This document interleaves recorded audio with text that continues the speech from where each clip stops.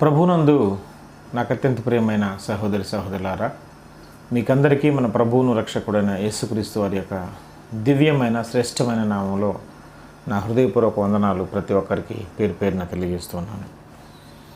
పరిశుద్ధ బైబిల్ గ్రంథంలో నుంచి కొన్ని మాటలను మనం నేర్చుకుందాం. పరిశుద్ధాత్మ దేవుని సహాయం మనకందరికీ తోడుగా ఉండుగాక. ప్రియులారా, మనకందరికీ తెలుసు, దేవుడు ఈ భూమి మీద ఇశ్రాయేలు జాతిని ఏర్పాటు చేసుకున్నాడు. అన్ని జనాంగంలో నుంచి వారిని ప్రత్యేకపరుచుకున్నాడు. తన స్వకీయమైన జనముగా తన స్వజనముగా ఆయన పిలుచుకున్నాడు. వాళ్ళ పేరు మీద వాళ్ళు దేవుణ్ణి అని ఆయన చెప్పుకున్నాడు. అంత మాత్రమే కాకుండా వాళ్ళకు ఒక ప్రత్యేకమైనటువంటి దేశాన్ని కూడా ఏర్పాటు చేశాడు. వాళ్ళకు ఎన్నో ఆజ్ఞలు, నియమాలు, నిబంధనలు వాళ్ళకు ఇచ్చాడు. వారిలో నుంచి ఎంతోమంది ప్రవక్తలను ఆయన పిలుచుకున్నాడు. ఎంతోమంది దీర్ఘదర్శులను, అపోస్తలులను, శిష్యులను ఆయన పిలుచుకున్నాడు. వారి ద్వారా పవిత్రమైన గ్రంథం, పరిశుద్ధ బైబిల్ గ్రంథం అనేది ప్రపంచమంతటా వ్యాపించింది. వారి దగ్గర నుంచి ఈరోజు ప్రపంచంలో ఉన్న ప్రతి దేశానికి విస్తరించింది. ఇది దేవుని ప్రణాళిక అని మనకందరికీ తెలుసు అన్నమాట. దేవుడు ఇశ్రాయేలు జాతిని తన స్వకీయ జనాంగంగా ఏర్పాటు చేసుకున్నప్పుడు వారికి మొదటగా న్యాయాధిపతులను నియమించడం జరిగింది. దాని తర్వాత కాలక్రమేణా వారికి రాజులను ఏర్పాటు చేయటం జరిగింది. రాను రాను ఆ జాతి ఇశ్రాయేలు జనాంగం రెండుగా విభాగింపబడింది. రెండు గ్రూపులుగా చీలుకుందనమాట, చీలిపోయింది. అందులో ఒక గ్రూపుని, అంటే 12 గోత్రాలలో 10 గోత్రాలు ఒక గ్రూపుగా, 2 గోత్రాలు మరొక గ్రూపుగా మరి విడిపోయారు. అది మనకందరికీ తెలుసు. ఈ 2 గ్రూపుల వారిని యూదా జనాంగం అన్నారు. 10 గోత్రాల వారిని ఇజ్రాయేలు జనాంగం అన్నారు. ఈ ఇజ్రాయేలు జనాంగానికి షోమ్రోను పట్టణం రాజధానిగా ఉండింది. యూదా ప్రజలకు యెరూషలేము రాజధానిగా ఉండింది. ఒకరు ఉత్తరాన, ఒకరు దక్షిణాన విభాగింపబడి అట్లాగా ఉన్నారు. అయితే అలాగా 2 జాతులుగా, 2 వర్గాలుగా విడిపోకముందు ఒకటిగా కలిసి ఉన్నప్పుడు వాళ్ళకు దేవుడు మొట్టమొదటి రాజును అనుగ్రహించాడు. ఆ రాజు ఎవరంటే సౌలు రాజు. మనకందరికీ తెలుసు, కీషు కుమారుడైన సౌలు. ఇశ్రాయేలు జాతికి, దేవుని జనాంగానికి, స్వకీయ ప్రజలకు మొట్టమొదటి రాజు ఎవరంటే సౌలు రాజు.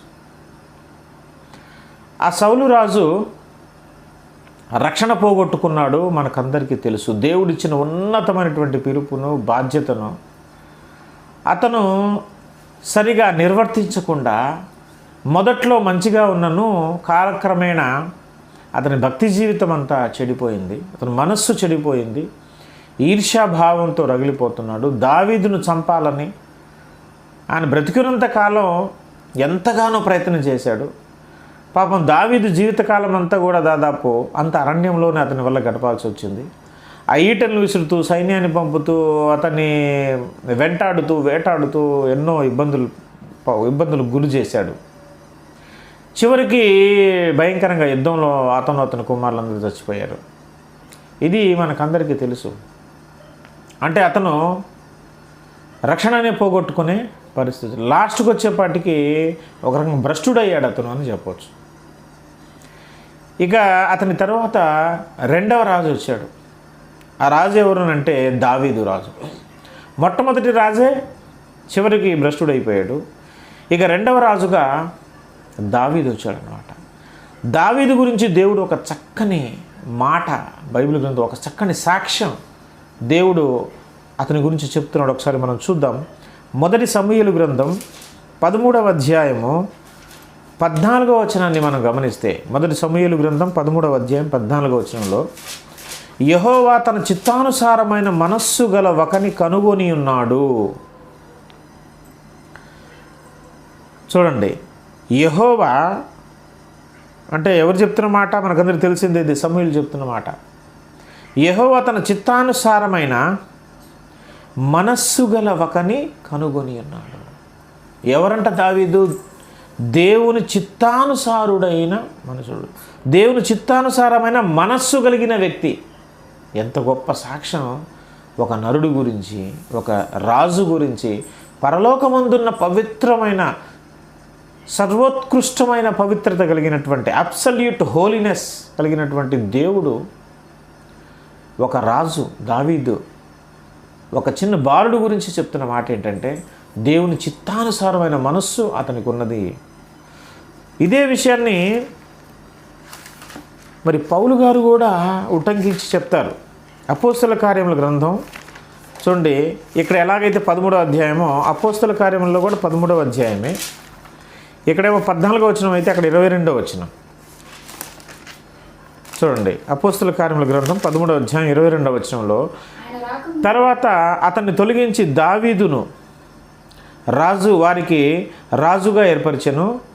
మరియు ఆయన, నేను యెషయి కుమారుడైన దావీదును కనుగొంటిని, అతడు నా ఇష్టానుసారుడైన మనుష్యుడు, అతడు నా ఉద్దేశములన్నీ నెరవేర్చును. నా ఇష్టానుసారమైన మనుషుడట, అతడు నా ఉద్దేశాలన్నీ నెరవేరుస్తాడు అని ఒక వ్యక్తి గురించి దేవుడు సాక్ష్యం పలుకుతున్నాడు.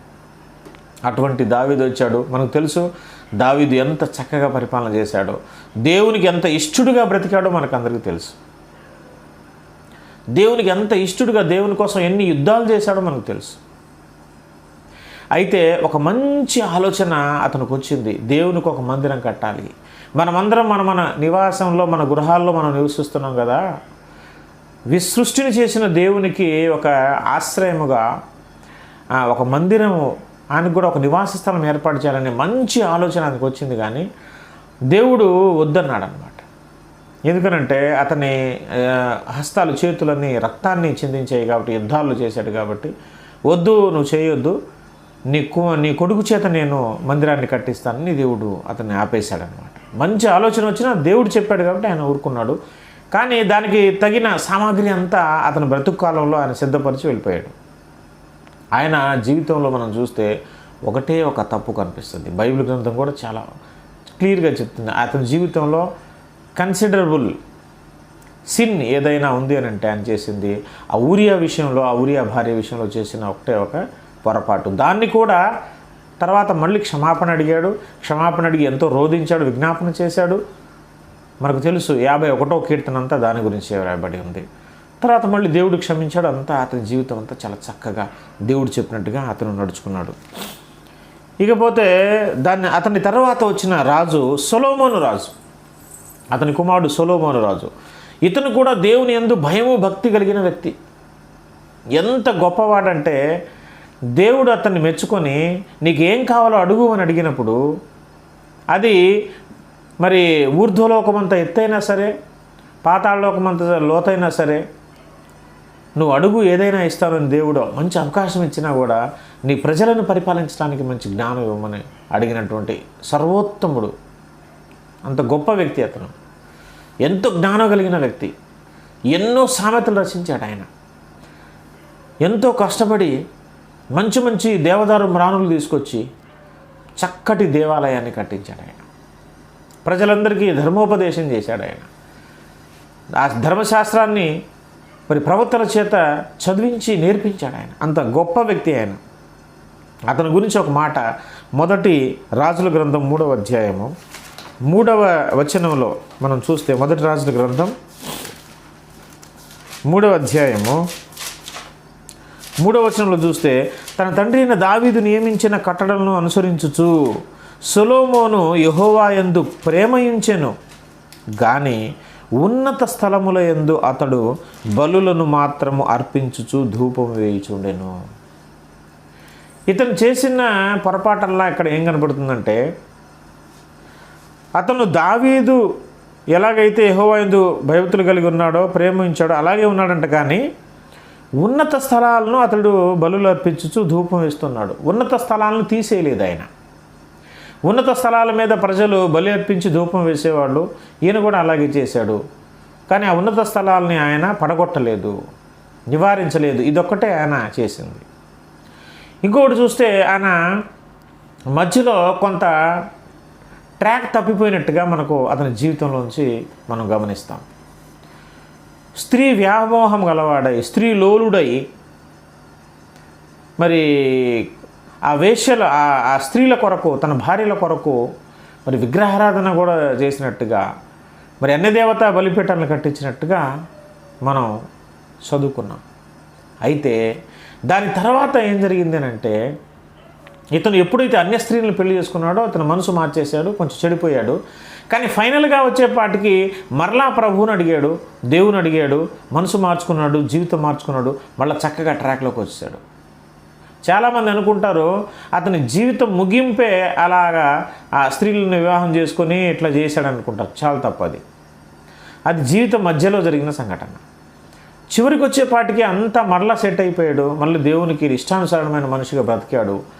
అది అలా బ్రతికిన తర్వాత రాసిన గ్రంథాలే ప్రసంగి గ్రంథం, పరమగీతముల గ్రంథం.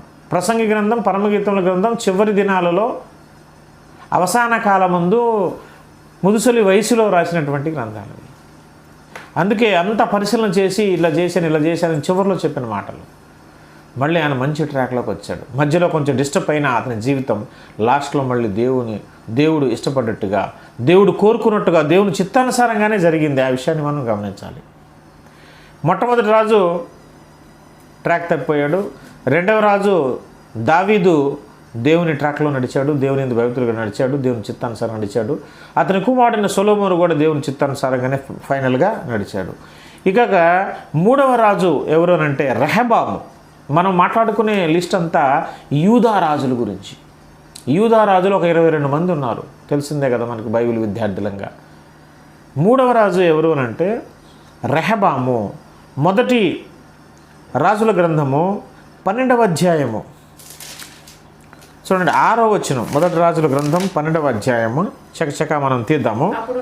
6వ వచనం. అప్పుడు రాజైన రెహబాము తన తండ్రి అయిన సొలొమోను బ్రతికిన్నప్పుడు అతని సముఖమునందు సేవ చేసిన పెద్దలతో ఆలోచన చేసి ఈ జనులకు ఏమి ప్రత్యుత్తరం ఇచ్చేదనని వారిని అడుగగా, ఈ రెహబాము ఏం చేశాడంటే పెద్దల దగ్గరికి వెళ్ళి ఏం చేద్దాం అని సలహా అడిగాడంట. బాగానే ఉంది ఇక్కడ దాకా. అయితే దాని తర్వాత వాళ్ళు సలహా చెప్పారు. దాని తర్వాత ఇతను ఎక్కడికి వెళ్ళాడంటే 8వ వచనంలో, అయితే అతడు పెద్దలు తనతో చెప్పిన ఆలోచన నిర్లక్ష్య పెట్టి తనతో కూడా పెరిగిన యవ్వనులను పిలిచి ఆలోచన అడిగి వారికి ఇలాగ ప్రశ్న వేశాను. పెద్దలు చెప్పారు సలహా, కానీ రెహబాము పట్టించుకోలేదట. యూత్ దగ్గరికి వెళ్ళాడు, తనతో పెరిగిన యవ్వనస్తుల దగ్గరికి వెళ్ళి సలహాలు అడిగాడంట. 13వ వచనం చూస్తే, అప్పుడు రాజు పెద్దలు చెప్పిన ఆలోచన నిర్లక్ష్య పెట్టి యవ్వనులు చెప్పిన ఆలోచన చొప్పున వారికి కఠినముగా ప్రత్యుత్తరం ఇచ్చి ఇట్లు ఆజ్ఞాపించెను. ఇక్కడ చూస్తే రెహబాము దేవుని చిత్తానుసారంగా బ్రతకకుండా రాంగ్ ట్రాక్లోకి వెళ్ళిపోయాడు. దావీదు సొలొమోను బాగానే ఉన్నారు, దేవుని చిత్తానుసారంగానే బ్రతికారు. కానీ రెహబాము వచ్చేపాటికి మళ్ళీ ట్రాక్ తప్పిపోయి పక్కకి వెళ్ళిపోయాడు. దేవుని చిత్తానుసారంగా కాకుండా అతను వేరే రూట్లో పరిపాలించినట్లుగా మనం చూస్తున్నాం. అతని తర్వాత అతని కుమారుడు అబీయాము రాజుగా ఉన్నాడనమాట. మొదటి రాజుల గ్రంథంలోనే 14:31 చూద్దాం ఒకసారి. 14:31 చూస్తే, రెహబాము తన పితరులతో కూడా నిద్రించి దావీదుపురం ముందు తన పితరుల సమాధిలో పాతిపెట్టబడెను. అతని తల్లి నయమాయను ఒక అమ్మోనీయురాలు. అతని కుమారుడైన అబీయాము అతనికి మారుగా రాజాయను. అబీయాము రాజయ్యాడంట. 15వ అధ్యాయం 3వ వచనం చూస్తే, అతడు తన తండ్రి పూర్వము అనుసరించిన పాపపు మార్గములన్నిటిలో నడిచెను. అంటే ఇతని తండ్రి ఎవరు? రెహబాము. రెహబాము నడిచింది ఏ మార్గంలో? పాపపు మార్గంలో. రెహబాము కుమారుడైన అబీయాము కూడా నడిచింది పాపపు మార్గములో. తన పితరుడైన దావీదు హృదయము తన దేవుడైన యెహోవా యెడల యథార్థంగా ఉన్నట్లు అతని హృదయం యథార్థంగా ఉండలేదు. ఏమండి, తల్లిదండ్రులు జీవితాలు చూస్తున్నాం, వాళ్ళ పిల్లల జీవితాలు మనం చూస్తున్నాం. ఇక్కడ యూదా జాతిలో తండ్రి తదనంతరం కుమారుడు, తర్వాత అతని కుమారుడు, తర్వాత అతని కుమారుడు, ఇలా ఈ పరంపర కొనసాగింది. వాళ్ళ పిల్లలే రాజులు కొంటూ వచ్చారు. ఇది రాజరిక వ్యవస్థ. ఇక్కడ మనం రెహబాము జీవితం చూస్తే అలాగే పాపం జీవితం ఉంది. అతని కుమారుడైన అబీయామును చూస్తే అతను జీవితం కూడా ఇలాగే ఉంది, ట్రాక్ తప్పిపోయాడు. దేవుని చిత్తానుసారంగా బ్రతకలేదు వీళ్ళు. ఈ అబీయాము కుమారుడు తర్వాత అతని కుమారుడు ఆసా వచ్చాడు. చూద్దాం ఒకసారి. మొదటి రాజుల గ్రంథంలోనే 15వ అధ్యాయము, ఇదే 15వ అధ్యాయంలో 11వ వచనం చూడండి. ఆసా తన పితరుడైన దావీదు వలె యెహోవా దృష్టికి యథార్థముగా నడుచుకొని పురుషుగాములను దేశంలో నుండి వెళ్ళగొట్టి తమ పితరులు చేయించిన విగ్రహములన్నింటిని పడగొట్టాను. ఇక్కడ మళ్ళీ దేవుని చిత్తానుసారుడైన మనిషి వచ్చాడండి. మళ్ళీ ఎవరు? ఆసా. దావీదు ఎట్లా బ్రతికాడో ఆసా అలా బ్రతికాడంట. 14వ వచనం. ఆసా తన దినములన్నీ హృదయపూర్వకముగా యెహోవాను అనుసరించెను గాని ఉన్నత స్థలములను తీసివేయకపోయెను. ఇతను కూడా దావీదు బ్రతికినట్లు, పూర్వీకులు బ్రతికినట్టు యెహోవాకు భయభక్తులు కలిగి దేవుడు చెప్పినట్టుగానే నడుచుకున్నాడు, దేవుని చిత్తానుసారంగా నడుచుకున్నాడు. కానీ ఏం చేయలేదంటే ఒకటే లోటు ఏంటనంటే ఉన్నత స్థలాలను మాత్రం తీసేయలేదు.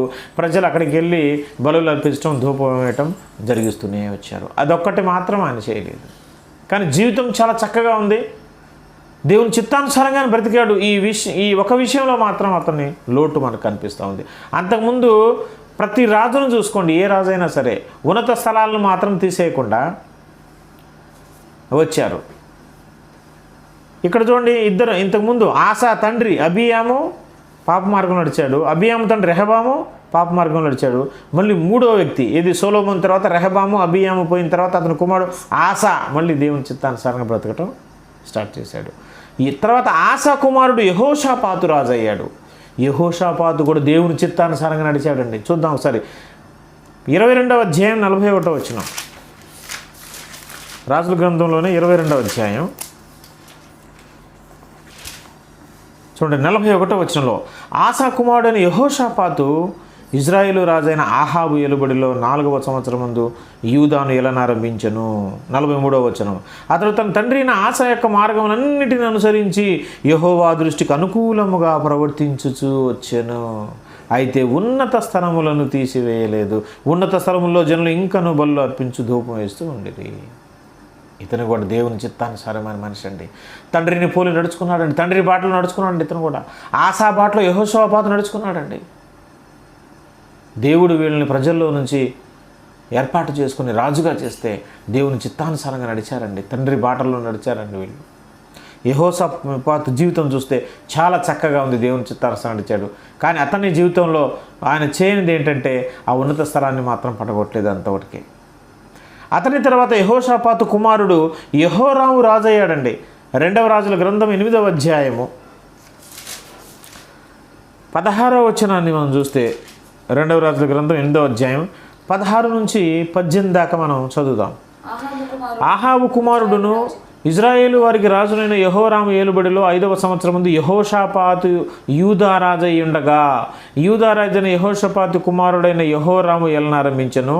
అతడు ఏలనారంభించినప్పుడు 32 వాడై ఉండి యెరూషలేమందు 8 సంవత్సరములు ఏలెను. ఇతడు ఆహాబు కుమార్తెను పెండ్లి చేసుకొని ఉండెను గనుక ఆహాబు కుటుంబీకుల వలెను ఇతడును ఇజ్రాయేలు రాజులు ప్రవర్తించినట్లు ప్రవర్తించుచు యెహోవా దృష్టికి చెడుతనం జరిగించెను. ఇతను యూదా రాజు అయి ఉండి యెహోషాపాతు కుమారుడై ఉండి, ఎవరితను? యెహోరాము ఎల్లి ఇశ్రాయేలు రాజు, ఒక ఆహాబు రాజు, భయంకరమైనటువంటి వ్యక్తి, వాళ్ళ కూతుర్ని పెళ్లి చేసుకున్నాడండి. ఇతను పెళ్లి చేసుకోవటం కాకుండా ఆహాబు కుటుంబీకుల వల్ల ఇతరులను ఇజ్రాయేలు రాజులు ప్రవర్తిస్తూ యెహోవా దృష్టికి చెడుతనం అవలంబించాడు. ఇతని జీవితం కూడా ఫెయిల్ అయిపోయిందండి. ఇక్కడ ఇతను కూడా దేవునికి విరుద్ధంగా బ్రతికాడండి. పాప మార్గంలో నడిచిన రాజుగా మనకి యెహోరాము కూడా కనిపిస్తుంది. తర్వాత యెహోరాము తర్వాత అతని కుమారుడు అహజ్యా వచ్చాడు. 8వ అధ్యాయం 26వ వచనంలో చూస్తే మనం చూడండి. అహజ్యా ఏలనారంభించినప్పుడు 20 ఏండ్ల వాడై ఉండి యెరూషలేములో 1 సంవత్సరం ఏలును. అతని తల్లి పేరు అతల్యా, ఈమె ఇశ్రాయేలు రాజైన ఓమ్రీ కుమార్తె. అతడు ఆహాబు కుటుంబీకుల ప్రవర్తన అనుసరించుచు వారి వలనే యెహోవా దృష్టికి చెడుతనం జరిగించి ఇతడు ఆహాబు ఇంటి వారికి అల్లుడు. ఇతను కూడా ఆహాబు ఇంటికి అల్లుడు అయ్యాడు. తన తండ్రి చేసినట్టు ఇతను కూడా పాప మార్గంలో నడిచినట్టుగా మనం చూస్తున్నాం. తర్వాత అహజ్యా కుమారుడు యోవాషు రాజయ్యాడండి.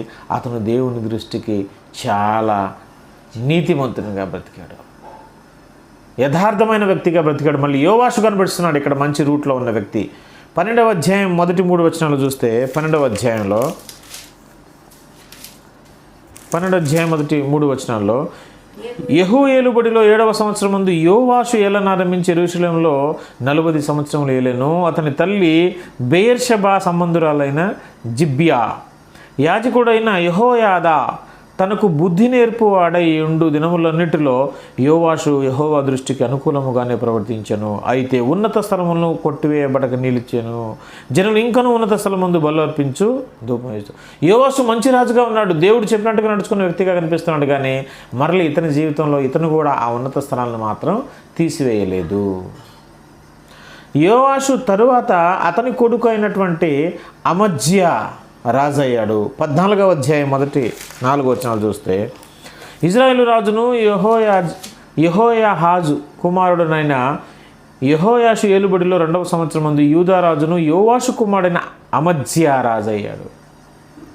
అమజ్యా రాజైన తర్వాత ఏం జరిగింది చూడండి. అతడు ఏలనారంభించినప్పుడు 25 ఏండ్ల వాడ యెరూషలేము మందు 29 సంవత్సరం ఏలెను. అతని తల్లి యెరూషలేము కాపురస్తులైన యెహోయద్దాను. ఇతడు తన పితరుడైన దావీదు చేసినట్టు చేయకపోయినను యెహోవా దృష్టికి నీతి గలవాడై తన తండ్రి అయిన యోవాషు చేసిన ప్రకారం చేశాను. అంటే దావీదంత స్థాయిలో భక్తి లేకపోయినా తన తండ్రి వలె ఇతను కూడా భక్తి కలిగిన రాజుకున్నాడు. అయితే అతడు ఉన్నత స్థలాలను కొట్టేయలేదు. ఇతని జీవితంలో కూడా ఉన్నత స్థలాలను మాత్రం ఆయన కొట్టేయలేదు. ఈ అమజ్యా కుమారుడు అజర్యా రాజయ్యాడు. 15వ అధ్యాయం మొదటి 4 వచనాలు చూస్తే ఇజ్రాయేలు రాజైన యెరోబాము ఏలుబడిలో 23వ సంవత్సరం ముందు యూదా రాజైన అమజ్యా కుమారుడైన అజర్యా ఏలనారంభించెను. అతడు 14 ఏళ్ల వాడై ఏలనారంభించి యెరూషలేము నుండి 52 సంవత్సరాలు రాజుగా ఉండెను. అతని తల్లి యెరూషలేము కాపురస్తులైన యెకొల్యా. ఇతడు తన తండ్రి అయిన అమజ్యా చర్య అంతటి ప్రకారం యెహోవా దృష్టికి నీతి గలవాడై ప్రవర్తించెను. కాకపోతే ఉన్నత స్థలాలను మాత్రం కొట్టేయలేదు. ఇంకెలా చెప్పుకుంటూ పోతేనండి, అమజ్యా మనం చదివాం కదా, అమజ్యా భక్తి గలవాడై ఉన్నాడు. తర్వాత అతని కొడుకు అజర్యా కూడా భక్తి గలవాడై ఉన్నాడు. అతని కుమారుడు ఉజ్జియా కూడా భక్తి గలవాడై ఉన్నాడు, భక్తి కలిగిన రాజు. అతని కుమారుడైన యోతాము, ఉజ్జియా కుమారుడు యోతాము కూడా భక్తి కలిగిన రాజు. తర్వాత అతని కుమారుడు ఆహాజు, ఇతను మళ్ళీ పాపం చేసే వ్యక్తిగా ట్రాక్ తప్పిపోయాడు. అతని కుమారుడైన హిజ్కియా, అసలు సూపర్ అనమాట ఈ క్యారెక్టర్ అనమాట. హిజ్కియా క్యారెక్టర్ ఎక్సలెంట్ అండి. అసలు రాజులందరిలో కూడా అసలు ఆయన గురించి ఒకసారి మనం చూద్దాం. 2వ రాజుల గ్రంథంలోనే 18వ అధ్యాయము మొదటి నుంచి చదువుదాం మనం. 18వ అధ్యాయం మొదటి నుంచి. ఇజ్రాయేలు రాజును ఏలా కుమారుడైన హోషే ఏలుబడిలో 3వ సంవత్సరం ముందు యూదా రాజును ఆహాజు కుమారుడైన హిజ్కియా ఏలనారంభించెను.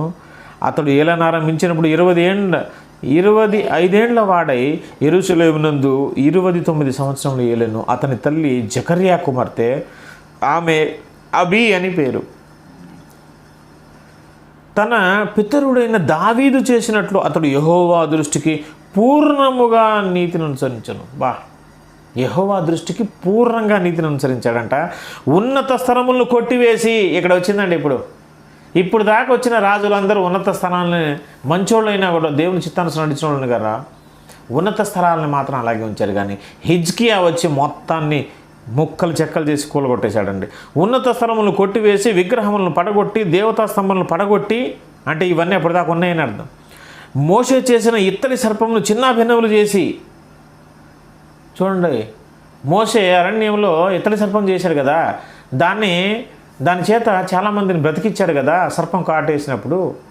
ఈ ఇశ్రాయేలు ఏం చేసినారంటే, దీనివల్ల ఇదంతా జరిగిందనుకొని ఆ బొమ్మని, ఆ ప్రతిమను దాచిపెట్టుకొని దాన్ని ధూపం వేసుకుంటూ వచ్చారు అప్పటిదాకా. చాలామంది తెలియదు ఈ విషయం. అయితే దాన్ని కూడా ఏం చేశాడు ఆయన, మోషే చేసిన ఇత్తడి సర్పములు చిన్నాభిన్నములుగా చేశాను. దానికి ఇశ్రాయేలీయులు నెహుష్టాన్ అని పేరు పెట్టి దానికి ధూపం వేయించి వచ్చిండ్రి. నెహుష్టాన్. అతడు ఇశ్రాయేలు దేవుడని యెహోవా యందు విశ్వాసం ఉంచినవాడు. అతని తరువాత వచ్చిన యూదా రాజులలోను అతని పూర్వీకులైన రాజులలోను అతనితో సమమైన వాడు ఒకడును లేడు. దేవుడిచ్చి సాక్షి ఎంత గొప్పది చూడండి. అతని వంటి వాడంట ముందు లేడు, తర్వాత లేడు. అతడు యెహోవాతో హత్తుకొని ఆయనను వెంబడించుటలో వెనుక తీయక ఆయన మోషేకు ఆజ్ఞాపించిన ఆజ్ఞలన్నింటినీ గైకొనుచూ ఉండెను. కావున యెహోవా అతనికి తోడుగా కావున యెహోవా అతనికి తోడుగా. ఎందుకని? యెహోవా అతను హత్తుకొని దేవునికి వెనుక తీయక మోషే చెప్పిన ఆజ్ఞల ప్రకారం నడిచాడట. కావున అంటే అలా నడిచే వాళ్ళకి యెహోవా అతనికి తోడుగా ఉండెను. తాను వెళ్ళిన చోటనెల్లా అతడు జయము పొందెను. ఒక వ్యక్తి తాను వెళ్ళే ప్రతి చోట, ప్రతి పరిస్థితిలో అతను జయం పొందుకోవాలంటే అతను దేవుణ్ణి హత్తుకొని వెనుక తీయక దేవుడిచ్చిన ఆజ్ఞానుసారంగా ఆయన బాటలో నడిచిన ఏ వ్యక్తికైనా దేవుని తోడు ఎల్లప్పుడూ ఉంటుంది. అతను వెళ్ళిన ప్రతి చోటల్లా అతనికి విజయమే చేకూరుతుంది. ఇతని జీవితం విజయ పరంపర. విజయోత్సాహంతో అతని జీవితం ఊరేగింపబడింది. హిజ్కియా ఎంత గొప్ప భక్తిపరుడండి, ఎంత గొప్ప రాజండి అతను. మనకు తెలుసు అతనికి మరణకరమైన క్యాన్సర్ గడ్డ ఒకటి లేచింది, ఒక పుండు లేచింది అతనికి. ఆ పుండునే మనం క్యాన్సర్ గడ్డ అంటాం, మరణకరమైన రోగం అది. అయితే అతను చనిపోతాడని యెషయా ప్రవక్త వచ్చి చెప్పి నీ ఇల్లు చక్కబెట్టుకో, నువ్వు చనిపోబోతున్నావు అని చెప్తారనమాట. చాలామంది దానికి ఏం వ్యాఖ్యానం చేశారంటే, నువ్వు ఏదో తప్పు చేసావు, నీ జీవితంలో తప్పు జరిగింది, నువ్వు చక్కబెట్టుకో, ఇల్లు చక్కబెట్టుకో అంటున్నారంటే జీవితం బాగు చేసుకోమని అంటున్నారని అని వ్యాఖ్యానం చేశారు చాలామంది. చాలా తప్పు అండి అసలు అది. ఆయన ఒక్క పాపం కూడా, ఒక్క తప్పు కూడా చేయలేదు. ఆయన అంత గొప్ప భక్తిపరుడు ఆయన హిజ్కియా. ఆయన సాక్ష్యం మామూలు విషయం కాదు, చాలా గొప్ప సాక్ష్యం అయింది. ఆయన ఏం తప్పు చేయలేదు. ఇల్లు చక్కబెట్టుకోవటం అంటే రెడీ అవ్వమని, నువ్వు చచ్చిపోబోతున్నావు మొత్తం రెడీ అవ్వు, చావుకు సిద్ధపడని. అంతేగాని ఇల్లు చక్కబెట్టుకోవటం అంటే ఆయన జీవితంలో ఏదో పాపం జరిగింది నువ్వు సరి చేసుకో అని కాదు. ఎందుకంటే చక్కబెట్టుకో అని చెప్పేసి అట్లా వెళ్ళాడు. గోడ తట్టు ముఖం తిప్పి, ప్రభువా నేను ఎలా జీవించాను నీకు తెలియదా, ఒక్కసారి జ్ఞాపకం చేసుకోనగానే వెంటనే వచ్చాడండి. మళ్ళీ యెషయా వచ్చేసి నీకు 15 సంవత్సరాలు ఆయుష్ చెప్పేశాడు. ఏమంటే జీవితంలో పాపం ఉంటే అది కడుక్కొని ఆ దేవుని బతిమాడి టైం పట్టుద్దిగా. అట్లా వెళ్ళాడో లేదో మళ్ళీ వెంటనే వచ్చాడు. వెంటనే దేవుడు ఆయుష్ ఎందుకు ఇచ్చాడు? అతని జీవితం చాలా బాగుంది కాబట్టి. అతను అడిగాడు ఆయుష్ నిమ్మని. నా జీవితం నీకు తెలుసు కదా ప్రభు అని అడిగాడు. అయితే అతన్ని ఇది జరిగిన తర్వాత, అతను బాగుపడిన తర్వాత ఒక సంఘటన జరిగింది. అతను చేసిన ఒక చిన్న పొరపాటు. ఆ పొరపాటు ఎప్పుడు? ఈ రోగం కుదుటపడిన తర్వాత, స్వస్థపడిన తర్వాత జరిగిన సంఘటన. ఏంటి అది చిన్న పొరపాటు అంటే, ఇతను రోగిగా ఉన్నాడని బబులోను రాజు తెలుసుకొని ఇక్కడ ఏం జరిగిద్దంటే చూడండి, మనం చూద్దాం. 20వ అధ్యాయం, 2వ రాజుల గ్రంథం 20వ అధ్యాయంలో 12వ వచనం నుంచి మనం చూస్తే, ఆ కాలమందు బబులోను రాజును బలదాను కుమారుడైన బెరోదక్బలదాను. ఎవరంటే ఇది బెరోదక్బలదాను అంటే బబులోను రాజు. అప్పుడు నెబుకద్నెజరు కాదు రాజు. హిజ్కియా రోగి ఉండుట సంగతి విని పత్రికలను కానుకలను అతని ఎద్దుకు పంపగా, పత్రికలను కానుకలు ఇవన్నీ ఆయన రోగి అయినాడని తెలిసి పంపాడంట బబులోను రాజు. పంపితే ఈయన ఏం చేశాడంటే, వచ్చిన వాళ్ళందరినీ తన ఇల్లు, తన నగరి, తన బంగారం, తన ఎక్కడెక్కడ ఏమేమి ఉందో మొత్తం తిరిగి చూపించేశాడండి. అంతే, తన రాజ్య మహిమ అదంతా చూపించాడు. చూపించేవాడు వెళ్ళిపోతే యెషయా ప్రవక్త వెంటనే వచ్చి, ఏం బాబు నువ్వు ఇంటికి వచ్చిన వాళ్ళు ఎవరు ఏమడిగారు, నువ్వు ఏం చూపించావనంటే మొత్తం చూపించేసాను చెప్పాడు. అప్పుడు ఆయనకు ఒక మాట చెప్తాడు యెషయా ప్రవక్త, చూడండి 16వ వచనం 17వ వచనం. వచ్చు దినములలో ఏమీ మిగలకుండా నీ నగరం నందున్న సమస్తమును నేటి వరకు నీ పితరుల్లో సమకూర్చి దాచిపెట్టినదంతా ఈ బబులోను పట్టణానికి ఎత్తుకొని పోబడును యెహోవా సెలవిచ్చున్నాడు. మరియు నీ గర్భమందు పుట్టిన నీ పుత్ర సంతును బబులోను రాజు నగరం నందు నపుంసకులుగా చేయుటగా వారిని తీసుకుని వెళ్ళిపోతారు. నువ్వు చూపించేశావు కదా, రాబోయే దినాల్లో వాళ్ళంతా వచ్చి ఇవన్నీ ఎత్తుకొని వెళ్ళిపోతారని చెప్పేస్తారనమాట. అయితే ఇక్కడ చూడండి, చెప్పేస్తే ఈయన ఇప్పుడు రాజుగారు ఏం చేశాడు తెలుసా, హిజ్కియా ఏం చేశాడు తెలుసా? హిజ్కియా ఏం చేశాడంటే మనకు కొంచెం విచిత్రంగా అనిపిస్తుంది.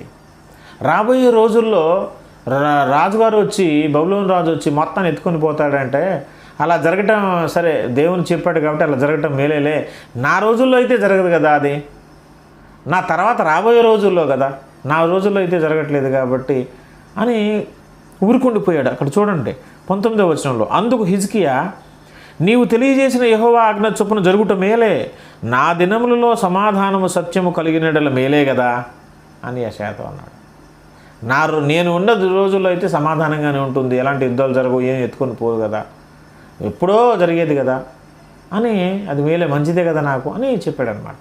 కానీ ఇక్కడ ఏ పొరపాటు ఇక్కడ చేసినట్టుగా కనిపించట్లేదు. అయితే ఇక్కడ నా రోజుల్లో కాదు కదా అని అనుకోవటం ఒకవేళ అది పొరపాటుగా అనిపించిందేమో, కానీ ఇతని జీవితంలో ఇతను పాపం చేసినట్టుగా, తప్పు చేసినట్టుగా ఎక్కడా కనిపించట్లేదు. కానీ ఒకచోట ఒక మాట వ్రాయబడి ఉంది, అది ఇక్కడ రాజుల గ్రంథంలో వ్రాయబడలేదు కానీ దినవృత్తాంతముల గ్రంథంలో వ్రాయబడి ఉంది. ఒకసారి మనం అక్కడ చూద్దాం.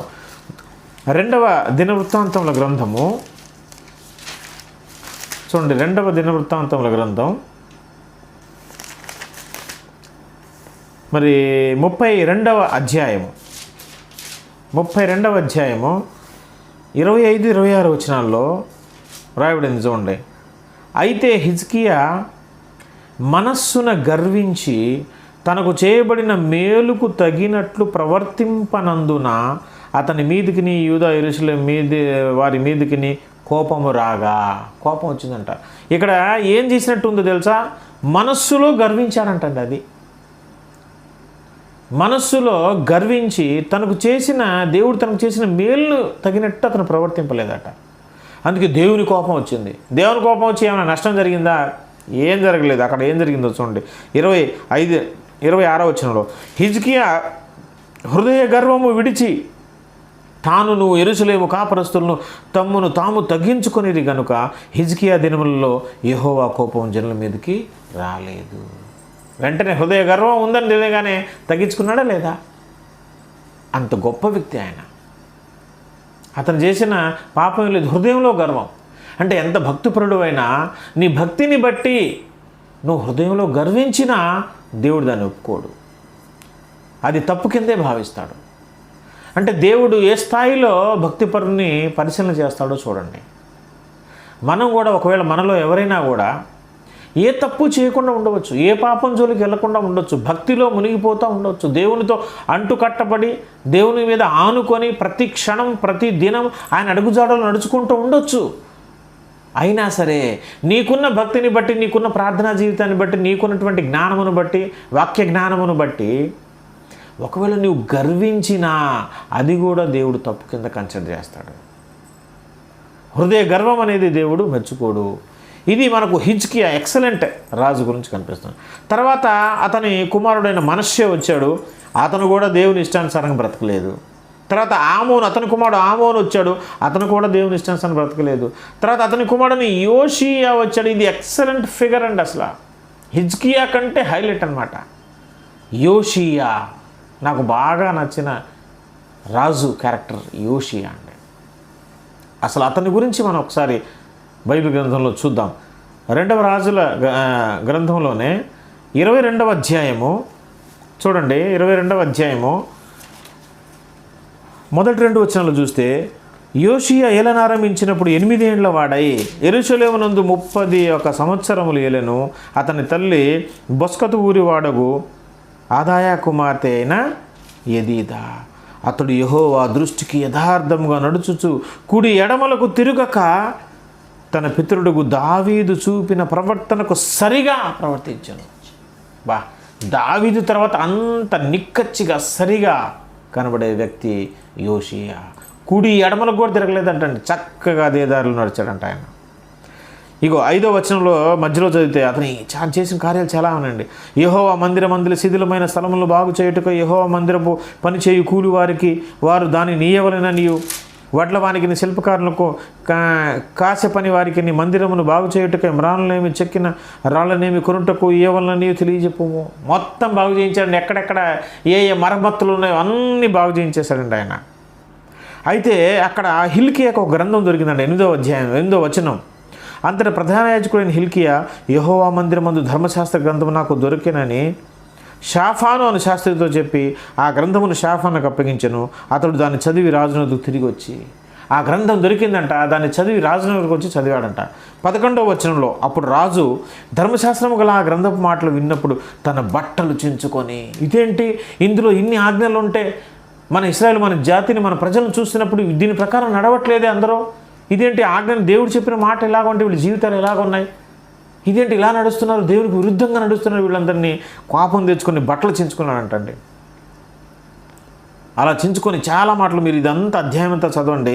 ఒక ప్రవక్తి దగ్గరికి వెళ్తే 15వ వచనంలో ఆ ప్రవక్తి చెప్తుంది, ఈమె వారితో ఇట్లా, నేను మిమ్మును నా ఎద్దుకు పంపిన వారితో ఈ మాటలు తెలియజెప్పుడు, అంటే రాజుకు చెప్పండి, యెహోవా సెలవిచ్చినదేమనగా యూదా రాజు చదివించిన గ్రంథములో వ్రాయబడి ఉన్న కీడంతటిని ఏది విడిచిపెట్టకుండా నేను ఈ స్థలం మీదకి దాని కాపురస్తులు మీకు రప్పించేస్తా. దేవుడు చెప్పాడంట, అందులో వ్రాయబడి ఉందంట, నీ జనం మీదకి ఒక కీడు రప్పిస్తున్నా నేను, అది ఎట్టి పరిస్థితుల్లో ఆ కీడు వాడి మీద వస్తుంది, దాన్ని ఎవరు తప్పించజాలరు అని అందులో వ్రాయబడిందంట. 18వ వచనం, యెహోవా యొద్ద విచారణ చేయుటకై మిమ్మును పంపిన యూదారాజునికి ఈ మాట తెలియజేయుడి, ఇజ్రాయేలీల దేవుడని యెహోవా సెలవిచ్చినదేమనగా ఈ స్థలము పాడగుననియు దాని కాపురస్తులు దూషణాస్పదులగుదురనియు నేను చెప్పిన మాటలను నీవు ఆలకించి మెత్తని మనస్సు కలిగి యెహోవా సన్నిధిని దీనత్వము ధరించి నీ బట్టలు చించుకొని నా సన్నిధిని కన్నీళ్లు రాల్చితివి గనుక. బా, రాజుగారు అండి తన ప్రజల మీదకు కీడు రాబోతుందని తెలిసి ఆయన ఏం మెత్తని మనస్సు కలిగి అంట, మెత్తని మనసు కలిగి దీనత్వము ధరించి బట్టలు చించుకొని సన్నిధిలో కన్నీళ్లు రాల్చటం దేవుడు చూశాడంట. కనుక నీవు చేయు మనవిని నేను అంగీకరించి ఉన్నాను, నేను నిన్ను నీ పితరుల యొద్దకు చేర్చుదును, నీవు నెమ్మది నొందిన వాడవై సమాధికి చేర్చబడదు, నేను ఈ స్థలం మీదకి రప్పింపబోవు కీడును నీవు నీ కన్నులతో చూడనే చూడవు. నేను కీడు రప్పిస్తాను, ఎందుకంటే ఈ ప్రజలు నా దృష్టికి పాపం చేశారు, తప్పు చేశారు, కీడు రప్పిస్తాను, కానీ నీ టైంలో అది రప్పించను, నువ్వు అది అసలు చూడవు, నువ్వు హ్యాపీగా నీ పితరుల ఎదుగు వెళ్ళిపోతావని దేవుడు ఎంత చక్కటి భరోసా ఇచ్చాడండి. నీతిమంతులతో దేవుని సంభాషణ ఎలా ఉంటుందండి. నీతిమంతులని అబ్రహాముతో ఎట్లా మాట్లాడాడు, సొదొమ గొమొర్రాని పాడు చేయడానికి వచ్చినప్పుడు మనం చూసాం. ఎంత ఫ్రెండ్లీగా మాట్లాడతాడో, ముఖాముఖిగా ఎంత చక్కగా మాట్లాడతాడో. మనం ఇంకా ముందుకు చూస్తే చూడండి, ఇదే 23వ అధ్యాయంలో 25వ వచనాన్ని చూస్తే అతనికి పూర్వం ఉన్న, ఇక 3వ వచనం చూడండి, 23:3, రాజు ఒక స్తంభం దగ్గర నిలిచి యెహోవా మార్గముల యందు నడిచి ఆయన ఆజ్ఞలను కట్టడలను శాసనములు పూర్ణ హృదయంతోనూ పూర్ణాత్మతోనూ గైకొని ఈ గ్రంథమందు వ్రాయబడిన నిబంధన సంబంధమైన మాటలన్నిటినీ స్థిరపరచుదామని యెహోవా సన్నిధిని నిబంధన చేయగా జనులందరూ ఆ నిబంధనకు సమ్మతించారు. 25వ వచనం, అతనికి పూర్వమున్న రాజులలో అతని వలె పూర్ణ హృదయముతోనూ పూర్ణ ఆత్మతోనూ పూర్ణ బలముతోనూ యెహోవా వైపు తిరిగి మోషే నియమించిన ధర్మశాస్త్రము చొప్పున చేసిన వాడు ఒకడునూ లేడు, అతని తరువాత అయినను అతని వంటి వాడు ఒకడునూ లేడు. బా, ఏమి సాక్ష్యం అండి ఇది. అతని తర్వాత అయినా అతని ముందైనా పూర్ణ హృదయంతో దేవుని వెంబడించి ఆజ్ఞల ప్రకారం నడుచుకున్న రాజట అసలు ఎవ్వరూ లేరు. ఎంత గొప్ప రాజండి యోషియా భక్తుడు. ఇందాక మనం చూసిన దావీదు గురించి దేవుడు సాక్ష్యం పలికాడు, నా హృదయానుసారమైన మనుష్యుడు. ఇక్కడ ఇతని గురించి ఇందాక హిజ్కియా గురించి చెప్పాడు, అతను ముందు కానీ తర్వాత కానీ అటువంటి వ్యక్తి ఎవరు లేరని. ఇక్కడ కూడా చెప్పబడింది ఏమని, యోషియా గురించి అతను ముందు కానీ తర్వాత కానీ అతని వ్యక్తి ఎవరు లేరు. యోషియా తర్వాత ఇగో యెహోయాహాజు వచ్చాడండి, అతని కొడుకు. అతను పాపం మార్గంలో నడిచాడు. అతని తమ్ముడు అనమాట, ఇద్దరు అన్నదమ్ములు. యెహోయాకీము వచ్చాడు, అతను కూడా పాప మార్గంలో నడిచాడు. తర్వాత అతని కొడుకు యెహోయాకీను వచ్చాడు, అతను కూడా పాప మార్గంలో నడిచాడు. తర్వాత సిద్కియా రాజు వచ్చాడు చివరిగా. అతని కాలంలో కూడా అతను కూడా దేవుని చిత్తానికి విరుద్ధంగా నడిచారు. ఏమండి, చివరిగా ఒక మాట, యోబు విషయంలో కూడా దేవుడు ఈ సాక్ష్యం చెప్పాడండి. యోబు గ్రంథం చూడండి, యోబు గ్రంథం 1వ అధ్యాయంలోనే 8వ వచనం. యోబు గ్రంథం 1:8, అందుకు యెహోవా, నీవు నా సేవకుడైన యోబు సంగతి ఆలోచించితివా? అతడు యథార్థవర్తనుడును న్యాయవంతుడును దేవుని యందు భయభక్తులు కలిగి చెడుతనము విసర్జించినవాడు అని చెప్పాడు. సాక్ష్యం బాగానే ఉంది, అక్కడతో ఆగిపోవచ్చుగా. అక్కడ ఆగిపోకుండా కంపేర్ చేస్తున్నాడు చూడండి. భూమి మీద అతని వంటి వాడెవడునూ లేడు. ఈ మాట ఎందుకు చెప్పాల్సి వచ్చిందండి? అతను మంచోడు, యథార్థవంతుడు, నీతిమంతుడు చెప్పాడు, బాగానే ఉంది కదా. కానీ వేరే వ్యక్తులతో కూడా పోల్చి చెప్తున్నాడు. ఏమని? ఇతని వంటి వ్యక్తి భూమి మీద ఎవరు? మరి ఆ సాక్ష్యం ప్రియ సహోదరి సహోదరుడా, నీ గురించి నా గురించి దేవుడు చెప్పగలడా? చెప్పే విధంగా మనం దేవుని మార్గంలో పూర్ణ హృదయంతో ఆయన వెంబడిస్తున్నామా? రాజుల చరిత్ర చూసాం. యూదా రాజులు 22 మంది రాజుల చరిత్రలో కొంతమంది తల్లిదండ్రుల బాటలు తండ్రి బాటలో నడిచారు. తండ్రిని అనుసరించి దేవుని యందు భయభక్తులు కలిగి ఉన్నారు. కొంతమంది తండ్రిని మంచితనాన్ని, నీతిపరులని చూసి కూడా తెలిసి కూడా తండ్రిని ఆజ్ఞలు కూడా ధిక్కరించి వారి ఇష్టానుసారంగా పాప మార్గం నడిచారు. వారి తర్వాత వచ్చిన వారి కొడుకులు తమ తండ్రి నడిచిన పాప మార్గాన్ని తెలుసుకొని దానిలో నడవకుండా దేవునికి భయపడి దేవుని మార్గం నడిచిన వారు ఉన్నారు. మరి మన బిడ్డలు ఏ మార్గం నడుస్తున్నారు? వాళ్ళు తర్వాత మన తదనంతరం మన సేవ వారు చేయాలన్నా, మన వల్లే భక్తిపరిగా బ్రతకాలన్నా మరి మనం బ్రతకుండగానే చక్కని మార్గంలో వారు నడిపించాల్సిన బాధ్యత మన మీద ఉంది కదా. వారు వింటారో వినరో, తర్వాత నడుచుకుంటారో నడుచుకోరో, అది వారి ఇష్టం.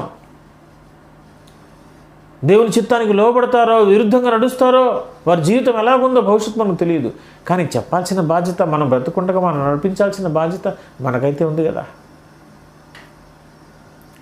కాబట్టి దేవుని ఇష్టానుసారంగా దేవుని యందు భయం భక్తి కలిగి నడుచుకున్న వ్యక్తులకి ఎన్ని మేళ్ళు జరిగాయో, ఎన్ని ఆశీర్వాదాలు వచ్చాయో, ఎన్ని విజయాలు వచ్చాయో, దేవుడు వారికి ఎన్ని మేళ్ళు చేశాడో, వారి గురించి ఎంత గొప్ప సాక్ష్యం చెప్పాడో దేవుడే సాక్షాత్తు. మరి మన గురించి కూడా ఆయన సాక్ష్యం చెప్పే విధంగా మనం కూడా ఈ రాజులైన యాజక సమూహంగా ఉన్న మనం కూడా దేవుని బాటలో నడవాలి. దేవుని చిత్తాన్ని మన బ్రతుకులో జరిగించాలి.